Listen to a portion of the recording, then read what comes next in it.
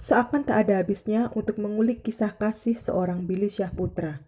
Tak lama setelah putus dari Hilda Fitria, Billy Syahputra segera menggandeng pacar baru yang sangat cantik.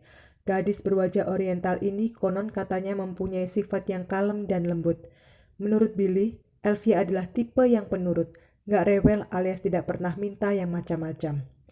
Sewaktu diajak Billy ke toko Gucci memakai tas Gucci KW dan naik pickup terbuka pun, Elvia manut aja. Walaupun sempat kaget, tapi tak butuh waktu lama untuk membuat Elvia naik pickup tersebut. Di perjalanan pun, Elvia akhirnya terlihat cukup menikmati. Urusan pernikahan tidak jauh beda. Elvia tidak minta yang berlebihan. Yang penting sama Bang Billy saja. Begitu papar Elvia saat ditanya Raffi Ahmad tentang pernikahan impiannya. Raffi saat itu seakan tak bisa menyembunyikan sikap terkesima mendengar jawaban Elvia.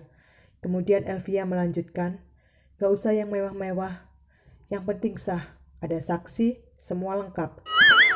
Ya, yang penting sama Bang Billy aja. Iya, aku bilang dia hati-hati kayak kita guys.